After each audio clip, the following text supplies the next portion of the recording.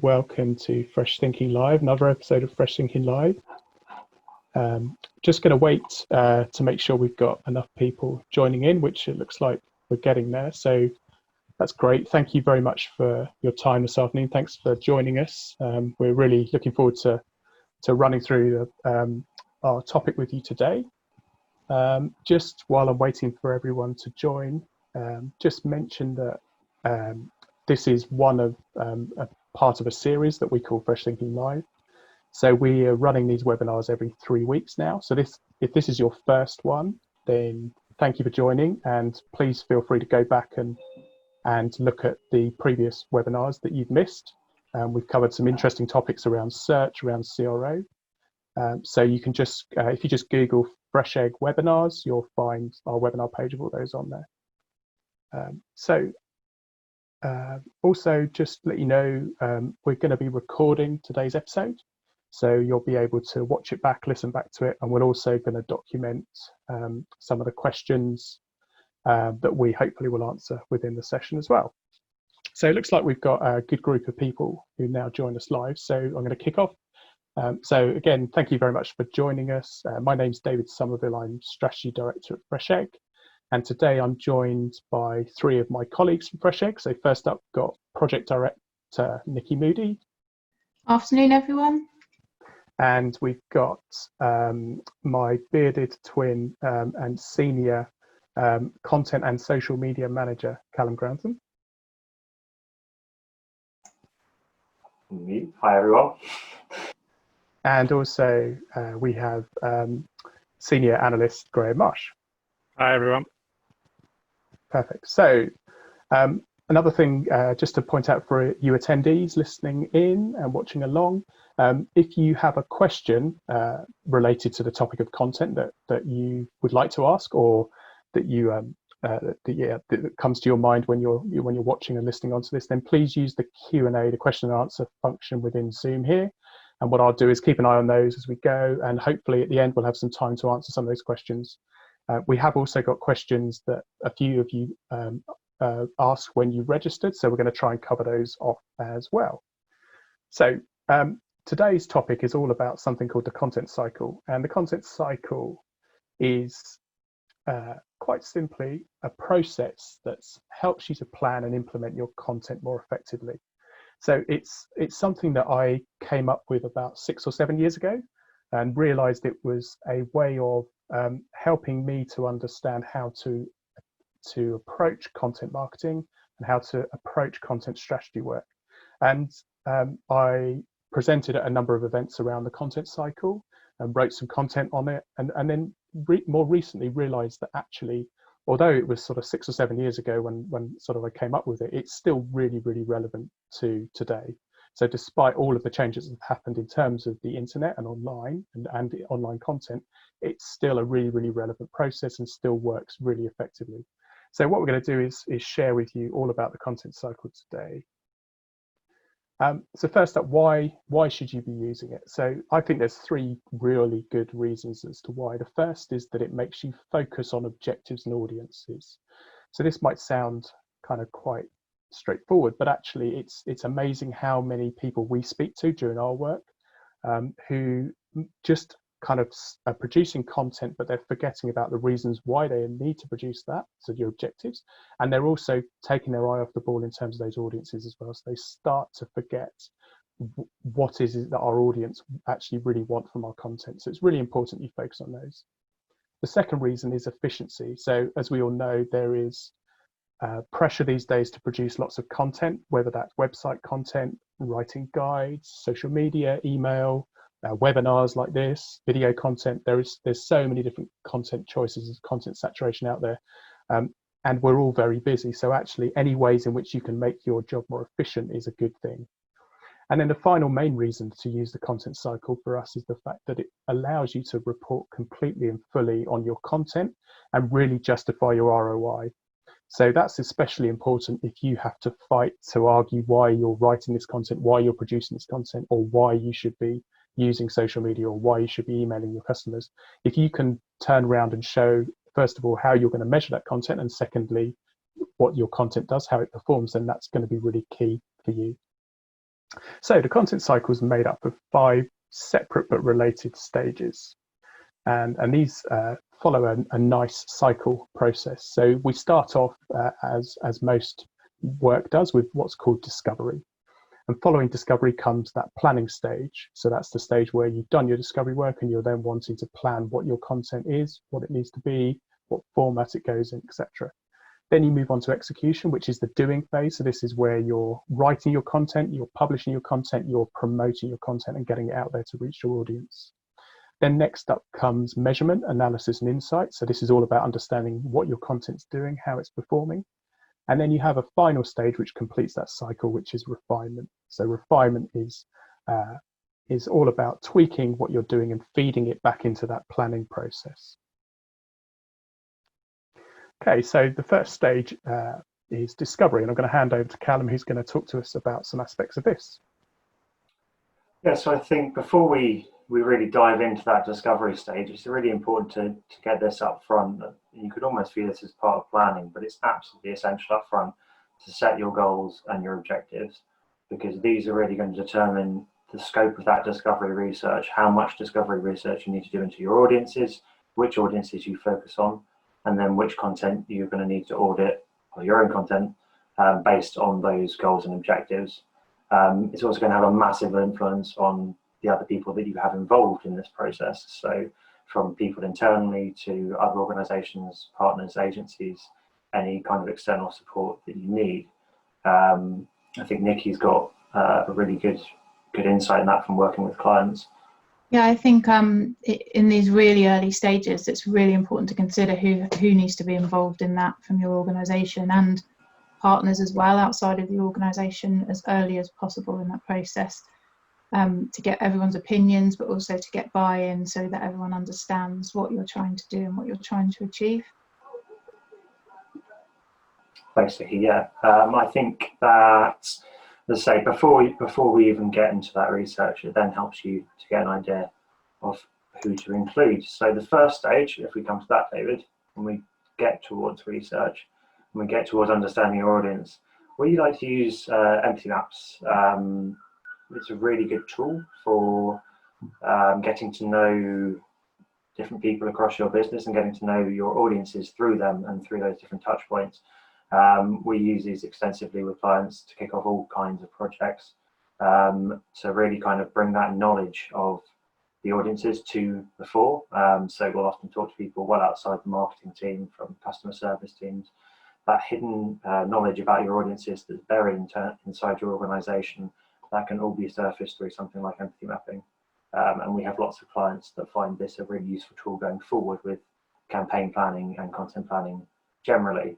But relating back to the first point as well, you'll also get the idea that defining your scope, again, will start to dictate who you need in this sort of session and the kind of people you start to get involved right from the off.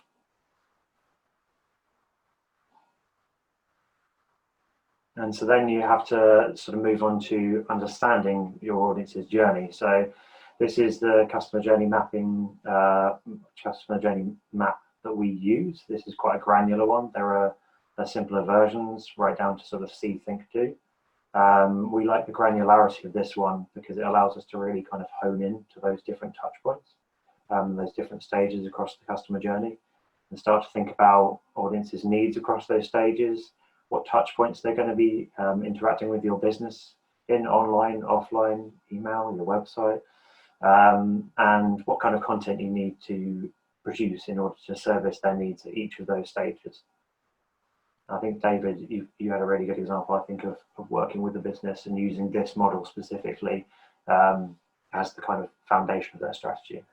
Yeah, definitely. Thanks, Callum. We worked before with a online e-learning client, and they were looking for a content strategy, but knew it had to cover their whole journey, not just from acquisition, but all the way through to how do they engage their existing users and get that advocacy and loyalty. So what we did with that was we actually spoke to their audience, and we also looked at their quantitative data as well at each of these different stages. So by doing that, we could understand what the requirements were from the audience. So what sort of content they need at research that differed to what they needed, for example, when they were at transaction stage. So we understood what the needs were of the audience, could understand what sort of channels and touch points they were typically looking for content on as well. And by pulling all of that together, we could then present a content strategy that clearly shows you at each of the different stages of the journey, you've got different touch points, you've got different needs. So you might need to produce different sorts of content in order to make that experience sort of end to end for your customers as such. Yeah, thanks, David. I think that's a really, really strong example of, say, how you can use this in action. And in terms of sort of other research methods, as you dig further into your audience and that kind of discovery process of finding out more about your audience and their needs, when we talk about research, it can be quite kind of big and nebulous and scary, but it really can be very, very simple, and it doesn't have to be a hugely onerous process for you guys. So I think we've talked about empathy mapping already, so you have a good idea of that. But even simple things like surveys and focus groups, right down to one-on-one interviews, which we use a lot to really kind of obtain really good qualitative data from audience members. These really can be very, very simple and work on all clients of all sizes, Nikki. Yeah, in my experience with a lot of clients, it can be something that's a bit daunting to start with, because it might sound like it's quite an expensive process to start off. But we do a lot of these things and encourage clients to do them on a relatively cheap basis. That, you know, depends on how many people you're interviewing, but it's surprising how many people will speak to you and share their opinions for either nothing at all or a relatively small incentive amount. We often use small incentives to get people to agree to interviews and that type of thing, but it's generally like 45 minutes to an hour sessions, and they're not even having to give up that much of their time. So especially at the moment, we found that actually people are a little bit more flexible and willing to do that too. So that's been a really good experience recently as well. Yeah, I think it's a really good reflection, isn't it? It's surprising the kind of quality of information that you can get about your audience very simply, very easily. I think if we go to the next slide, yeah. This is another example of that. If you think about Google, you think about, there's that sort of well-known adage that people type things into Google that they wouldn't even talk to their families about, such as the fact that they might have seen cats. I have seen cats, I can recommend it, it's great. So search intent and looking at in Google is a really good way to start to understand, again, some of those deeper needs that your audiences have. Obviously, there's aligning kind of your marketing with particular keywords, particular areas of search, but really understanding that deeper intent is a really valuable thing through Google as well. And we can see some examples of sort of rich results on pages here, Nikki, and I think we've done some really interesting work on clients with that as well. Yeah, I think it's important to look at these search results also in terms of what types of content are showing. So you can see just here with this screenshot, there's a number of different formats. But we find more than this as well. There's Q&A boxes, so you can look at where you might potentially have opportunities to answer some questions that people are asking about specific things with your content, where the results are dominated by video, for example, and just what you're kind of up against in terms of formats as well as the actual content itself. Yeah, a really good indication of what kinds of content you might need to create to meet those needs, as well as the needs themselves, I think. And also, just again, so important to remember that Google's much more than 10 blue links these days. So in terms of taking that a step further, obviously cats is a very kind of broad term, but diving into kind of longer tail search, so where people type in much more explicit queries, much smaller volumes, but you can get a much better idea of what people actually need and their intent from these sorts of queries. And you can use a tool like Answer the Public. There are lots of tools that kind of scrape out these kind of searches, but Answer the Public, it presents it really well, and it's free. Again, very accessible to use, very easy to jump into, and just immediately you can see in some of the examples in the image on the left, getting an idea of some of those longer tail searches, those deeper needs that people have around this area. you can start to look at your own content and think, are we actually answering these queries? Do we have information, or do we have content that would meet these needs on our website, or are we meeting those on other digital assets? There's also an opportunity to, look on forums and places like Mumsnet, look on social media, community listening, and really kind of, again, hone in on what kind of things people are talking about, how people are talking about your brand, your products, and your services.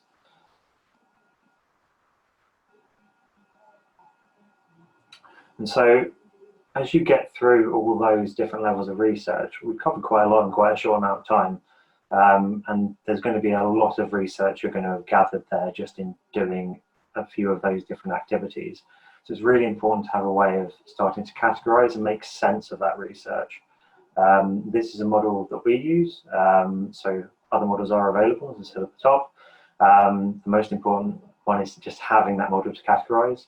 These are universal user need states. So these are based on some research that Google did with Kantar, based on Kantar's need scope. And these are really good, we think, for content, which is why we use them for, because they can be applied to content on and offline. They can be applied to lots of different types of content, and they really start to get you to the kind of emotional triggers that underlie people's content needs. And as you can see from sort of reading a couple of them, they can start to give you an idea as you start to look at different people's needs and different categorizations that you can apply. They can start to give you an idea of the kinds of content you might need to create in order to meet those needs. So it's really useful, really good as well to have a system like this that you can apply across all of those research methods, so you're not tied into a particular one. And once you've gathered together all that research, then hopefully, and you've started to make sense of it, hopefully you're ready to start auditing some of your content. As we said at the top, you should have, with your goals and objectives, with the work you've done with your audience, a really good idea of what content you need to audit. We kind of look at content audits on a sort of full focused sampled basis. A full audit is where you're auditing absolutely everything. And for most content projects, that's going to be a sort of once in a while activity. You shouldn't need to audit absolutely everything. It's really onerous. It's going to take you a long time. So honing in on those audience needs, setting your goals up front is going to help you decide which kind of level of content audit you need at this stage. So when you're looking at your content and looking at how good it is, you're going to need to look at the technical limitations that you have. And these might be things you've already identified in terms of the kinds of content that people are serving and the kinds of technical limitations you have on your site that mean you can't do that within your particular website platform. That then possibly becomes a bigger issue. Or ways around those technical limitations, or where you might have technical limitations that are limiting people from getting to content. You need to look at, obviously, the quality of the content, and that's where this audit stage really starts to align with all that research you've been doing previously. Is this content that you have currently across whatever journey, whatever basis you're auditing this content, is it meeting your users' needs? That might be going right from your website content to a letter that you send people when they sign up to their first subscription pack, anything across that whole journey. Does that content meet the needs that you've identified? And you can start to look at competitors at this stage as well. So it doesn't just have to be about your content assets. What are your competitors doing? Is there anything you can learn from them? Are they doing anything better? Are they doing anything worse? Can you learn from that? Really kind of start to interrogate your own content against their content. It's not about copying, it's just about identifying areas of overlap and gaps where they're not meeting needs, where you're meeting needs, etc. And of course, performance as well. It's really important to dig into the data at this stage and see what content is performing. And I think, Graham, you're going to take on that point on a bit further. Yeah, I think it's just important to kind of highlight the amount of data sources that we have available at this stage, and how we can use them to understand how your existing content is working, but also understand your audience more before you start. So Google Analytics is an obvious one when we're talking about content that's on our own websites. And I'll talk a bit more about some specific examples about how we can customize the setup for that to really make sure you're getting the data that you need. Advertising data as well, so you can look at how your existing content is performing on the promoted side, but you can also use these platforms. There's lots of data within them, kind of affinity data and audience level data, even if you're not advertising on them, that you can use to kind of understand your audience, understand the size of the opportunity, and also where you can reach those different audiences. And then lastly, your own email data as well. So that can be a really good source that people perhaps don't often think about, to try and identify what's working and what's not, in terms of how your content is resonating with your audience. Great, thanks, Graham. I think it's worth reiterating here that in terms of what we've seen before, there is so much data available, isn't there, around content. Often people kind of, I guess, they default to Google Analytics, but actually there's so many other different sources where you can find some really good clues as to not only how your content's performing, but also what kind of content gaps there are, or what people are looking for, and where those trends are appearing as well. And it's also, oh, sorry, Nick. no, sorry, go ahead. I was just going to say, it's also one of those things that the reason why we look at it so early in this process is because if you haven't got the correct tracking in place to measure the performance of your content, that's something you can fix now before you get too deep into the cycle, and then you realise you don't have the data that you need. So that's why we always look at it up front in the planning process. Yeah, good shout. Yeah, I was just going to make that point about planning at the top again. With the amount of data that you do have a lot of data, even just within a tool like GA, and that is again why it's so important to make sure that you have a clear idea of what you're trying to do with this content project. Definitely, good stuff. So moving on to the second stage of the content cycle is planning. We just started to talk there about planning a bit more, and for me, planning it's a really critical stage, because this is where you take all of the discovery stuff. So you take your content audit, you take all of your objectives, your audience information, and you pull it all together to work out what content do we need to produce or need to optimize, when are we going to do it, how are we going to do it, etc. So it's a really critical stage that you get this right before you just launch straight into producing your content. So a few things that are useful at that planning stage. First is a content plan, which sounds again really basic and straightforward, but again, it's amazing how many people we speak to who just don't have a centralized plan. Even some quite big organizations don't have a central, transparent, shareable, collaborative plan that everyone across the organization can see exactly what content is being produced, who's producing it, when's it going out, where's it being published to, all of those sorts of really important things. So content plan wise, it can be really simple. You can have a obviously simple sort of Excel, Google Sheet. We do, I think, in our resources section have an Excel template you can download for free, so please feel free to go and do that later. But also we work with clients who use some of the, I guess, more traditional project management tools such as Trello or Basecamp or even Asana to run their content activation and content activity on. And again, those, if they're used effectively and they're set up correctly and everyone knows how to use them, they can be really, really good as well to use as a place to hold that content plan. So next up when you're planning is almost planning your resource. So you need to start to think about, okay, what content gaps have we uncovered and identified? What content do we not need to optimize, and who's going to create that content? So you need to start to consider who is there actually internally who could create that content. It might be that you can look outside of that traditional content team in order to do that. And I think, Nikki, you've got some experience on that from some of your clients you've worked with.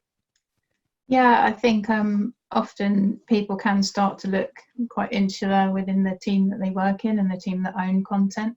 But what we found is there's often pockets of knowledge and expertise across the business that might not be instantly recognizable as a source of content, but can actually offer really valuable content. There's things outside of the organization as well, like brand ambassadors or people that you work with.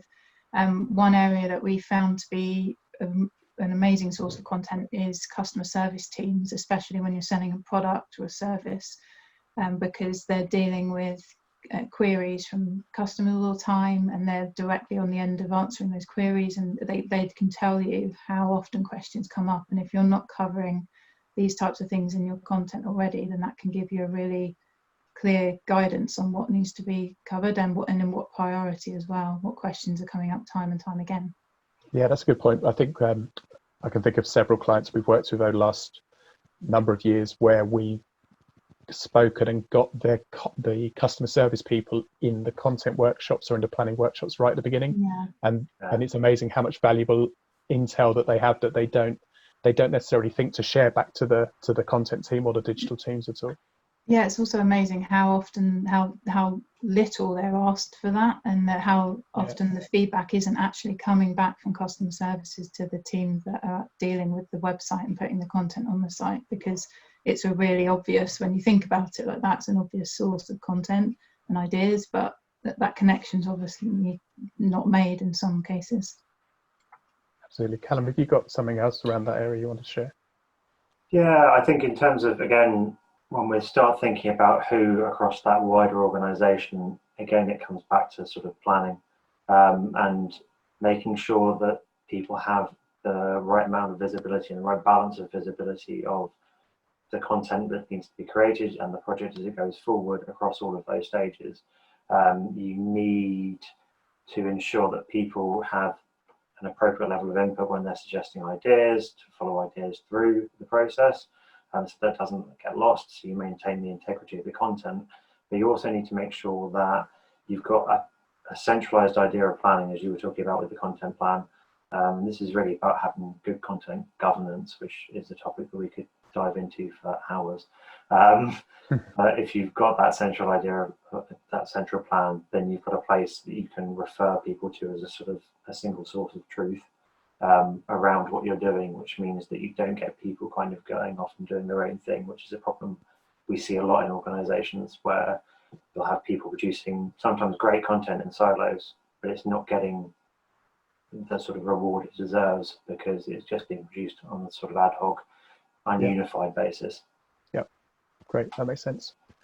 Another thing to consider, it's something that I know, Nikki, you've got some thoughts around it, something that you mentioned when we were putting this presentation together, that you come across it quite a lot. So it's the fact that with content and content production, you don't have to jump in with both feet and kind of assume you're going to have to create a lot of content or a big content campaign at all. Isn't that right? Yeah, I think that can sometimes put people off starting as well, because it seems like a huge task, when often what we find is to get started, just even looking at the content you've got on the site already, how that could be improved for both the user and search, and also perhaps any historical content that you've got that was performing may not be. Does it just need updating? Can you repurpose that?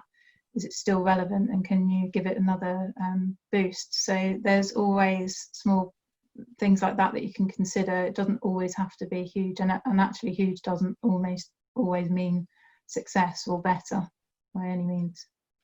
Yeah, definitely. That definitely makes sense. So it might be the case that when you're planning your content out, you think actually we kind of know what we need to do roughly. We know what topics people are interested in or what questions we need to answer, but we kind of need to flesh those ideas about more. So how would you do that? And typically, so naturally you'd use that discovery research that you've got. You'd also, and we've covered it a bit just now, you'd look at feedback. So that feedback might come in the form of, what are the customer service teams telling you? What customers typically email questions about? What do they pick up the phone about? What do they ask you on social media? So kind of get all of that customer voice stuff in. Competitor analysis, so you might well look at competitors for ideas, and often is the case you can look at a competitor and think, well, actually they've done that thing but they haven't done it very well, and maybe we can do a better job on producing content to emulate that. There's obviously also hundreds of tools out there to help you kind of search the web for ideas, to come up with ideas and come up with sort of formulate those plans. So we've captured a few here. Typically there's forums like Mumsnet and Reddit, Student Room. You've got kind of specific question and answer sites where people are going to ask those questions, and then you've also got those content curation tools, so BuzzSumo and Anders Pink, which is one I particularly like, where you can set up kind of your personalized news feeds on topics that are coming in to keep an eye on sort of ideas in the making as such. So again, there's loads of tools out there. We'll document some of these afterwards as well for you. But just, yeah, sort of dip in and out of them and use the ones that you feel are most relevant to getting the ideas that are relevant for your sector as well from those. Callum, have you got anything to add around everyone's favourite Google in relation to as a content tool? Yeah, I mean, we touched on it earlier, obviously, but obviously Google and search engines generally are really useful in terms of sort of opportunity spotting around content, spotting what's out there, looking at what's working, and identifying gaps. I think the thing with existing content, I think it's a really good thing to call out, that people should be careful of, is just feeling a need to kind of emulate existing content because you see it working somewhere else. We see this a lot when we're looking in search. There's an epidemic of what we would call skyscraper content, which is those big, long sort of guide pieces. And we have them on our own site for various topics, and sometimes they're appropriate when you're getting into a topic, but they become the kind of default for search content. So I think it's really important and that people don't lose kind of track of the fact that search is always evolving, and the fact that just because that type of content is performing very well in search at the moment doesn't mean it's the only type of content, and doesn't mean it's the type of content that will always perform well in search. So pull it back to your user needs. Great, perfect, thank you.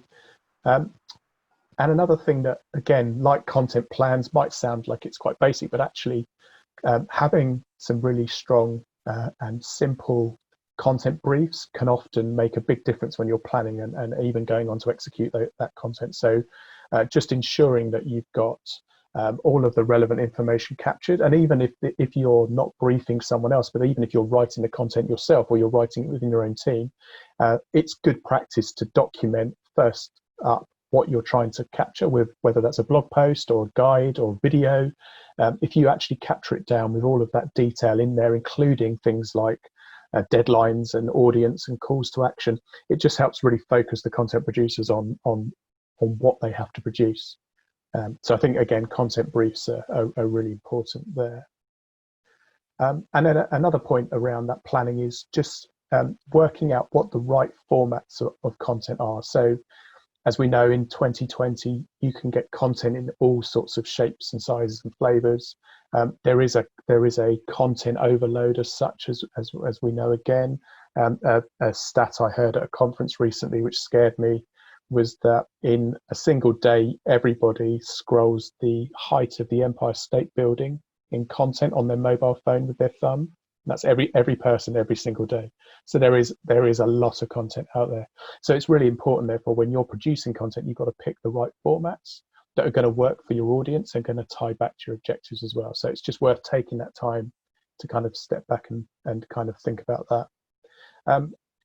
Another important aspect is that measuring content. So Graham's got some thoughts now on how at the planning stage you can start to think about how you're going to measure that content activity you're doing. Yeah, this is touching back on what you guys were talking about at the start of this section, really. We saw from the content cycle diagram that measurement happens after execution and feeds into refinement, but it's really important that this actually starts in the planning stage as well. Like Nikki was saying, you can't just assume that all of the data that you need is going to be there at the end. So you need to take kind of a strategic approach to this. So what does that look like at Fresh Egg? What we'll usually do is run a measurement workshop where we'll take into account objectives. Objectives can be specific to the campaign or overarching objectives for the brand or the website, and also the user touch points. And then we'll map out all of the important metrics that we need to track. And then this document, you can see here, would be what the output would look like. This then feeds into the technical requirements to be able to get all of that tracking in place so that we've got all the data that we need. On the next slide, this is kind of a typical framework that we would use that works quite well for content. So Visibility is kind of at the awareness stage. How much is your content being seen away from your site? How much traffic is that then driving? How are people interacting with that on your site or off? And then how is all of that content impacting on conversions? So yeah, this works well for us for content, but you can use whichever kind of framework makes sense for your organization. A couple of things to say about this measurement planning process. I would say focus on, a good exercise is to focus on the business questions that you want to be able to answer about your content. It can be tricky, but you've got to try and think ahead to what you're going to want to know during the analysis phase. And then the other thing I would say is don't get too lost in the weeds with the metrics. Like this exercise isn't about identifying every single touch point and metric that you could possibly track. Keep it focused on your original objectives for the content strategy.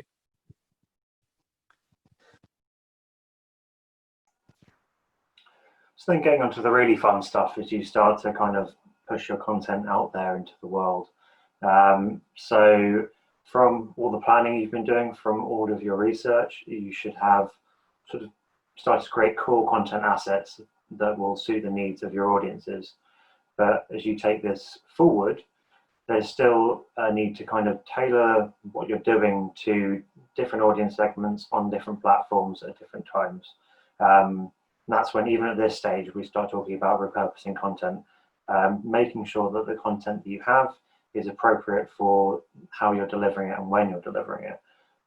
So if you've gone that and done that skyscraper piece, you've done a nice big guide piece, that's great. It might land people on your site, it might appear really well in search, but people on Instagram are not going to read your big long guide piece. So you need to start thinking about how you can repurpose that content, for example. That's when there's some really easy, simple tools like Lumen 5 and Canva, for example, which really good free tools which can help you sort of repurpose content in a visual way. Equally, things like today, you know, this is content right now, which sounds very bold, but this webinar is content in and of itself, is a primary piece of content. And off the back of this, we're going to go and create a page that deals with some of the questions and summarizes some of this as well. We'll package it up in different ways, up for different social media platforms, for email. Might chop the video up to deal with certain particular segments. Anything you can do to give that kind of flexibility. And I think, especially when you're dealing with highly technical or specialist content, that can be particularly important, can't it, Nikki? Yeah, so I think from what we've seen with working with certain organisations, thinking back to what the audience actually needs from a piece of content, you might have several audiences using one piece of content. So, for example, an in-depth report might be right for some of them, but some might just want to lift particular charts or graphs or stats, things out of that. And if you give them a way to do that easily, then it can help them, and they might then look to you as a valuable source of future content. So it's thinking about what all the different audiences consuming that content would need from it. Exactly. And so I think then we think about kind of optimizing the content that you have as content goes live. I mean, this will be part of your planning process as well, as you're building content out to this stage, but as you're executing content, it's important to keep in mind those elements for user experience. And as we've seen recently, you know, user experience, search experience, all of these things are coming together and aligning. It's all about your audience. It's all about their experience with your content. We've actually got a really good blog on Google's user experience statement on our website, which is probably good to check out as well. But yeah, remembering all of these things, I think we've had some questions about EAT. And EAT is obviously the framework that Google uses, or Google's quality assessors use as part of the quality rating guidelines to assess good content. And lots of that stuff comes back to these things on the page. Your layout, social proof, trust signals, calls to action, and the quality of your content, the clarity and simplicity of it. Can people understand it? can they trust it? So just picking up on that, Callum. So as you said, we've had a few questions in around that. So Bieber asks, does Google's EAT make any difference to getting 100% unique content? So what's your thoughts on that?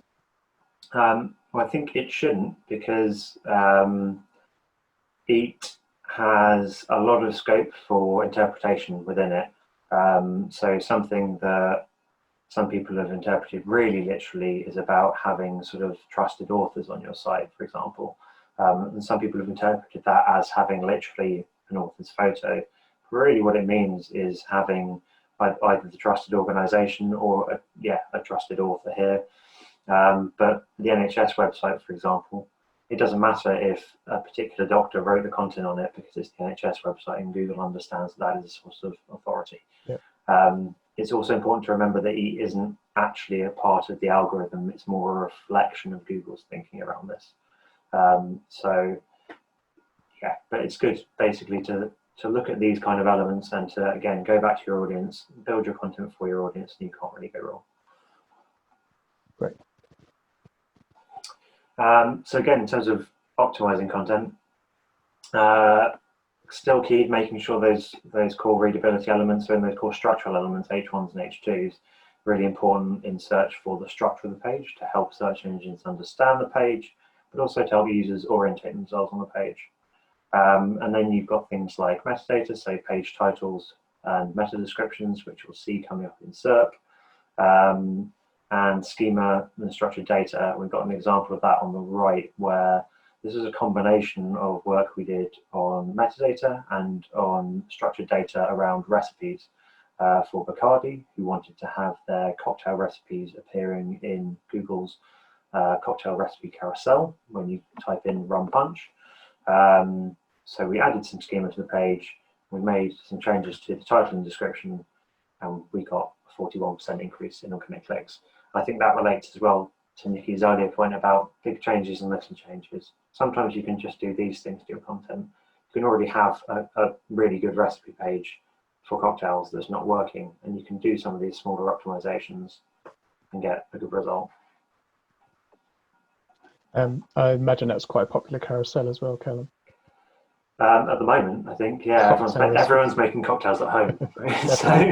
Definitely. And another example I can think of for metadata testing and playing around was we did that with a client down under in Australia a couple of years ago, where we experimented with the title case, using title case and sentence case on metadata, and found just switching it around. I can't remember which way around we switched it, but switching it around, I think it was from sentence case to title case, just made a really significant increase in clicks as well. So it's even those simple things are worth playing around with.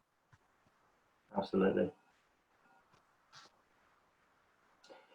So in terms of promoting your content, which is always the vital part, I think, sometimes there's a tendency in the marketing teams, you get to this stage and you've spent so much effort up to this stage to push your content out there, you almost kind of forget to give it that last push as much as you can. It's important for your users to find it. It's also important for search. Promotion is absolutely vital. Obviously, there's just a huge number of different ways and channels and mediums through which you can promote your content. As you can see from the graphic on the right, it's just about testing and learning, again, using that audience data to inform where you push your content, where you advertise. With paid ads, really dialing into those affinity categories on Facebook, for example, because the more work you do to kind of understand and tap into those categories, the better the results will be, and you can do quite a lot with even quite small budgets. I know, David, you've done some work in that area as well. Yeah, definitely. I'd say you don't need to spend a lot to learn quite a lot when it comes to promoting content. I think sometimes you can use literally £50 and you can quickly find out whether that platform's going to work for you or not when it comes to content stuff.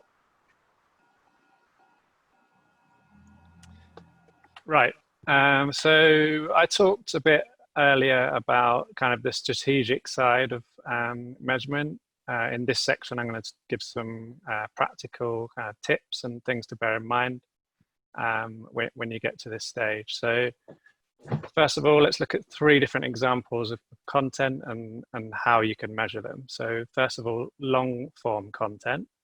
So I'm thinking in this case, like a blog post on your website or some other form of content that you've got on your website. The thing with this is that GA actually doesn't do a very good job by default of measuring the effectiveness of long form content.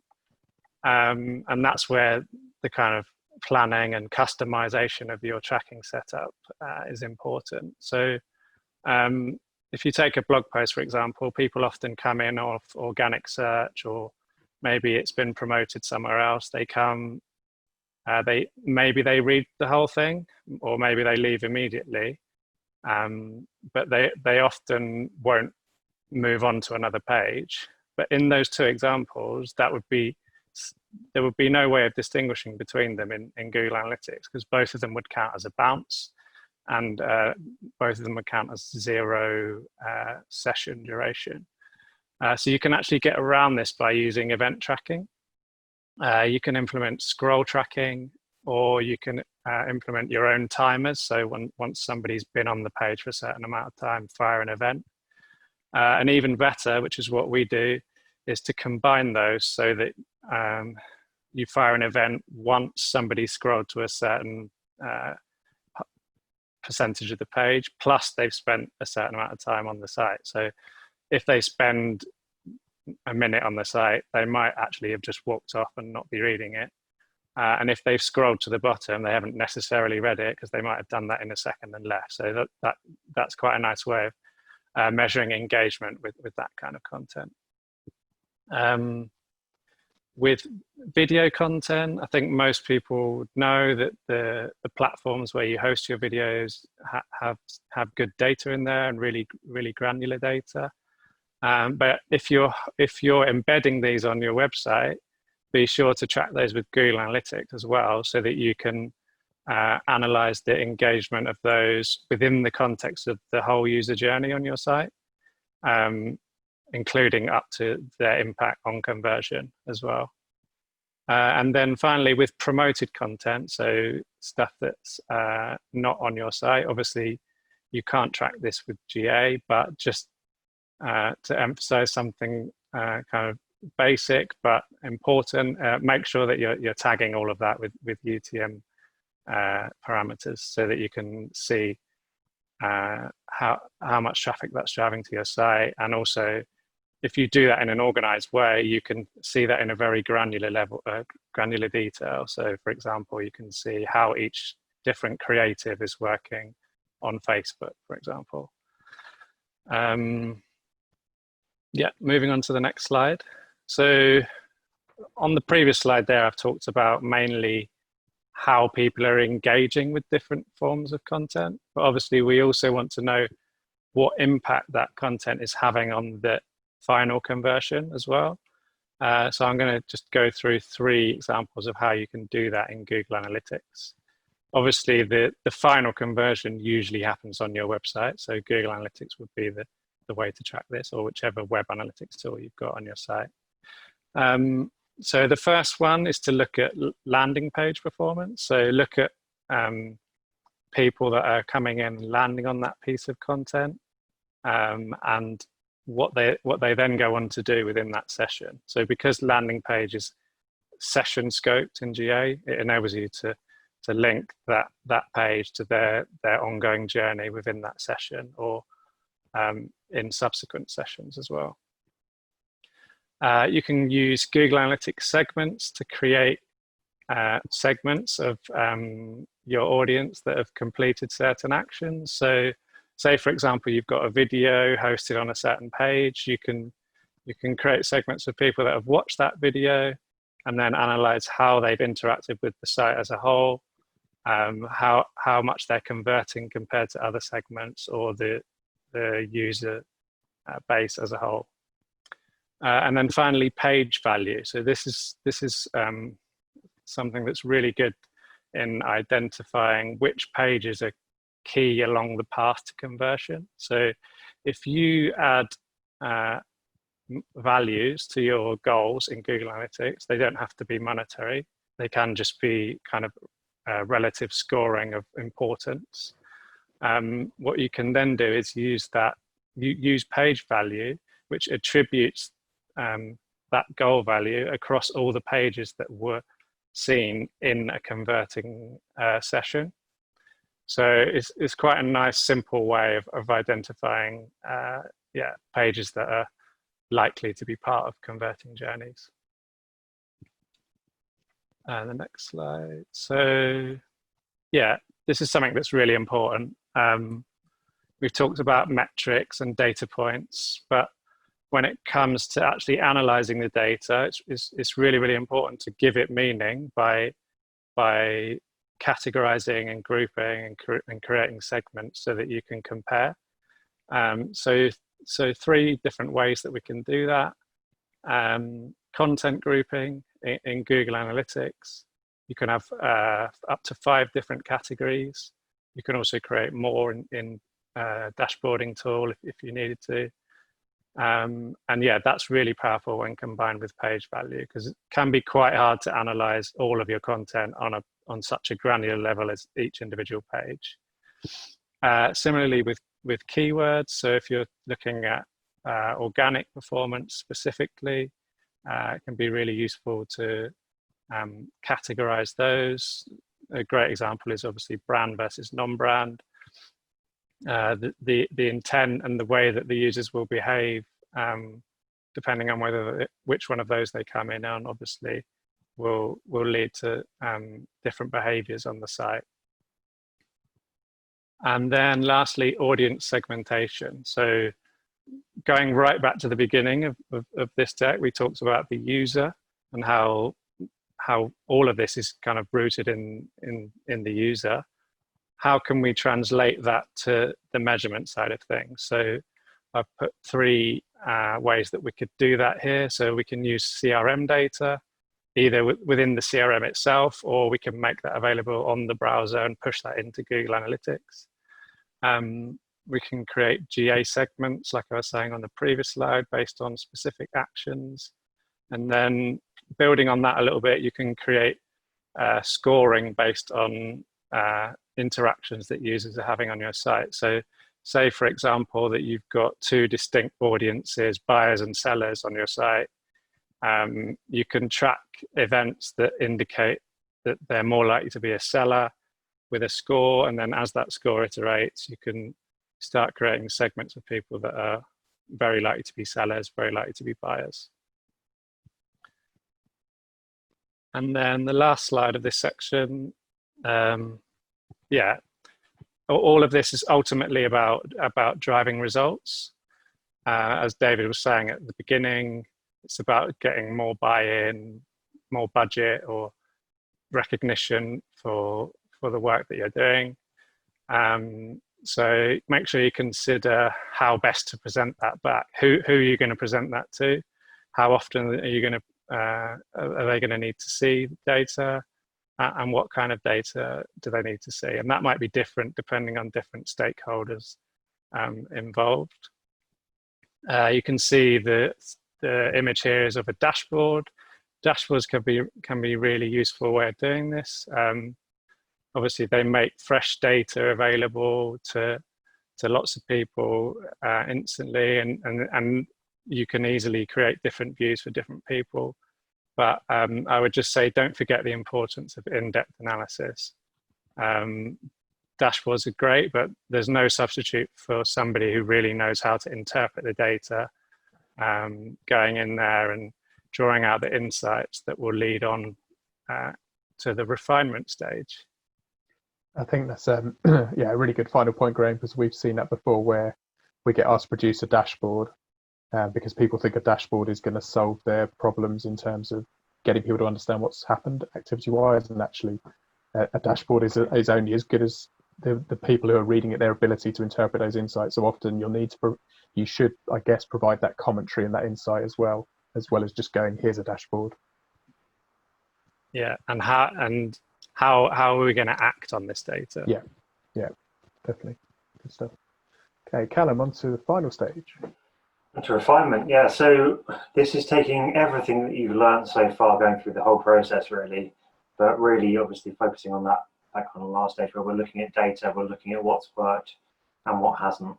And I don't just mean quantitative data, which is great, but again, finding ways back into that qualitative stage to loop back with your audience and try and work out what worked for them and what didn't, and what more you can do to meet your objectives and what more you can do to meet your user needs. So lots of simple ways to do that, asking users for feedback. I think Nikki, David, you've got some really good examples from some of the work that you've done of obtaining qualitative data at this stage. Yeah, I think just a quick one for me. It's always good to hold like a wash-up meeting internally, or it's combined with an agency that you're working with as well, and to just look at, sort of bring all the sources of data together, look at what's happened, look at how you performed against your objectives, and almost then off the back of that make a clear strategy for how you're going to refine that plan, so that you're always looking back at what has happened and what you could do better, or what you've learnt from it, what you can continue doing. And my example was a bit more practical. So we produced a series of guide content for an automotive client. And what we did at the bottom of each of the guide pages, we simply added a question that says, did you find this content useful, yes or no? But then we also added a free entry box to say, was there anything else you've got for us in terms of feedback on this content? And actually we were surprised how many people used that, how many people answered yes and no, which was useful in itself. It's a good kind of metric, but also how many people actually filled in that box to say, well, actually, I wanted to know this thing, but you didn't quite answer it here. So what that meant was we could then go through after a few weeks and just start to optimize that content again, add those missing bits in there and make it even better for the users that were trying to use that information. I think those are really great examples of how you can get that qualitative data from both those kind of major stakeholder groups, people within the business and your audience, of course. And so again, I mean, test is, I think, the point of this slide. User testing is a great way to refine your content. It's a great way to get to know your content even earlier in the journey as well. You can use it at all different stages. But it's a really good tool to just, if you've already got your content to a really good place, start from a good place and try and refine from there. Great. Thank you, Callum. So just to wrap up the presentation, just to reiterate, the content cycle, as I said, it's at the beginning, it's a really simple kind of process, but actually if you go through each of those stages in turn and you make sure you follow those, you'll quickly find that you are producing better content, you're being able to measure that more effectively. So in terms of those key takeaways, I think it's really the case that discovery stage, do your research, speak to your audience, look at all your qualitative, quantitative data, make sure you audit your content, and have all of that, the context around your different audience groups you're trying to engage with, whether that's customers or prospects or whatever the audience group is. At the planning stage, make sure you choose what content you want to produce and when. Prioritize that as well.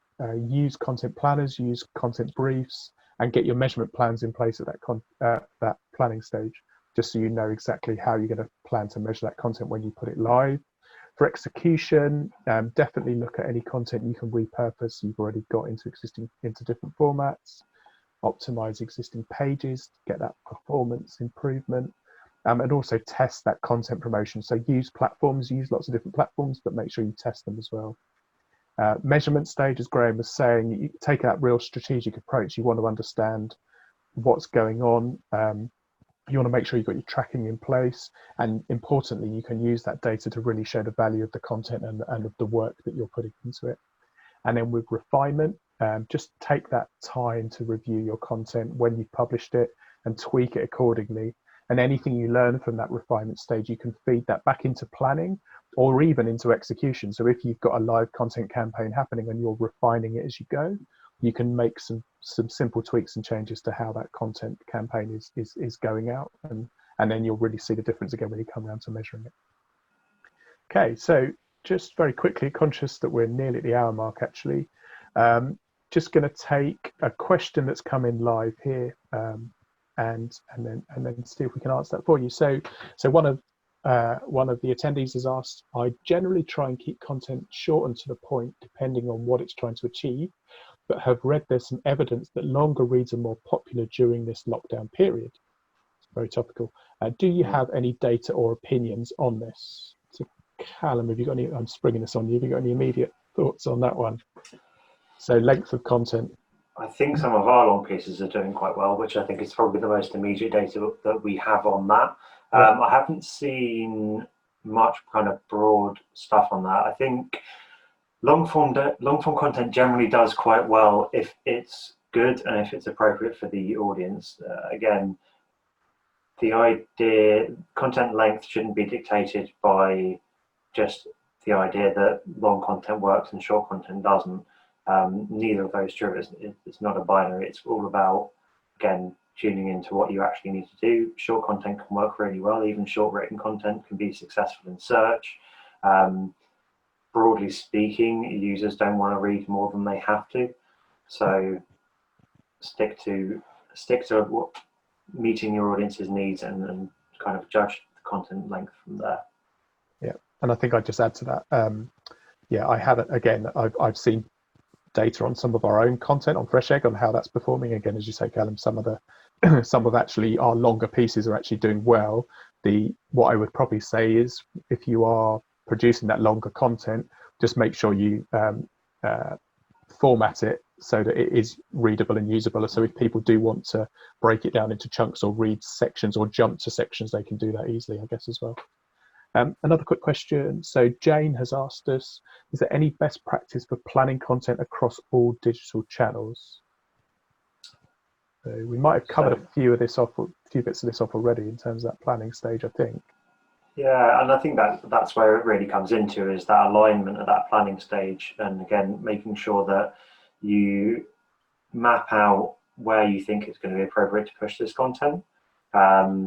And when you're sort of looking at repurposing it and looking at using it in different channels, making sure you tailor it to the different need states that people are in on those channels. So, if, for example, if you've got one of those long form pieces on Twitter, people are more in tune with sort of reading longer pieces. It's quite common for people to read long pieces on Twitter, even repost them in pictures and all that sort of thing, breaking down the paywalls. But if you're posting on other channels, if your audience is on other social networks, then find different ways to repost it. Could it be a short video on Instagram? But find ways to do that at that planning stage. Yeah, okay, that's great. I'm going to take a final one, I think, before we wrap up here. So, so this is an interesting one for any of our charity and non-profit attendees on the webinar today. So Lucy's asked us, she's saying content strategies for non-profits. How do you get the balance right between education, feel good, promoting values, asking for money? So how do you know what's working, and how long does it take before you might see results in any new campaign? So I know in terms of seeing results, recently we've seen that can actually happen pretty quickly. So we worked with a charity recently to help them get an emergency appeal live, and worked around some of the content and some of the messaging around how they were going to contact with their supporters for that. And actually we saw within literally 24 hours, content going live, emails going out, social going up, paid going out, and how people responding to those different messages. And we could then feedback how the different channels were performing. In order to see the results, and again goes back to what Graham was talking about, measurement. We had a measurement plan in place for that, so we could see, okay, this is what we're expecting to measure in terms of KPIs on each of those channels and metrics. So we could quite quickly see how that was working, and then that fed into how the campaign then was planned accordingly. Anyone else? Any other? Yeah, with that particular example, to your point, David, I think it didn't take much budget to learn that either. Like we were saying earlier, you don't have to invest a huge amount into those different channels that you're using to quite quickly know what's working and what isn't, and where to put that spend in future or immediately as part of the same campaign. Yeah. So that was really interesting. Yeah, great. I think across the wider point as well, just that wider picture, education, feel good content, promoting values, asking for money, thinking about that journey, and having content across all the stages of that journey to make sure that you have a good mix of that content and that you're speaking to people consistently across that journey. You're consistent in your values, you're consistent in how you're presenting the organisation. I think that's really key for non-profit. Excellent, great, thank you very much. So I'm conscious of time, and so I think we're going to wrap up there. But yeah, first of all, thank you to everyone who's tuned in today. Really appreciate you taking that time out.